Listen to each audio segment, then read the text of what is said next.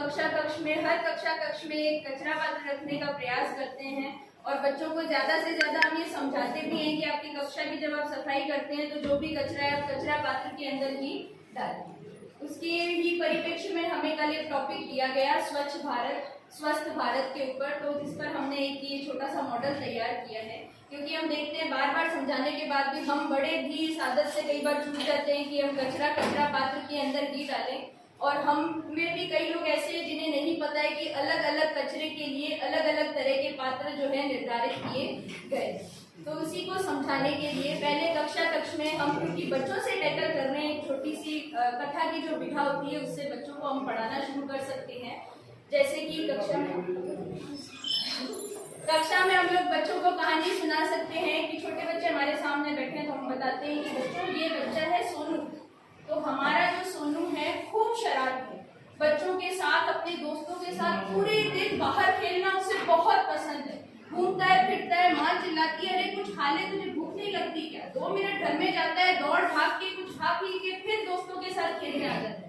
इसी तरह एक दिन वो अपने दोस्तों के साथ खेल रहा था तो माँ ने बुलाया तुझे भूख नहीं लगी, पूरी दोपहर से तू बाहर खेल रहा था। दौड़ा दौड़ा अंदर गया, फटाफट टोकरी में से एक केला उठाया और उतने में दोस्त बुलाने लगे, सोनू आ जा तेरी बारी आ गई, तेरी बारी आ गई, और दौड़ा बाहर केला खाते खाते ही बाहर आ गया। बाहर आकर के उसने वो खाया केला, मस्ती में उस छिलके को घुमाया और दूर फेंक दिया कि कितनी दूर जाता है देखता हूँ मेरा छिलका।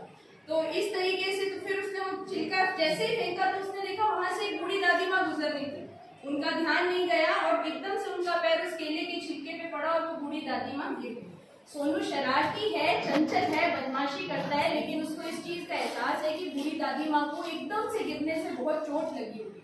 तो वो भी उदास होकर बिल्कुल घर में चला गया और उसने अपनी माँ को बताया कि आज इसके कारण एक बूढ़ी दादी माँ गिर गई। तो माँ ने उसे समझाया कि इसीलिए स्कूल में भी और घर पे भी उसे बार बार ये समझाया जाता है कि कचरा हमेशा कचरा पात्र में ही डालना चाहिए। फिर ऐसा संजोग हुआ जब वो अगले दिन विद्यालय पहुंचा तो शिक्षक भी कक्षा में यही बता रहे थे। तो फिर हम बच्चों को आगे बताते हैं कि बच्चों हम सब जानते हैं, हम स्कूल में फल भी खाते हैं, हमारे स्कूल में कागज का, पेंसिल का, हर तरह का कचरा भी होता है।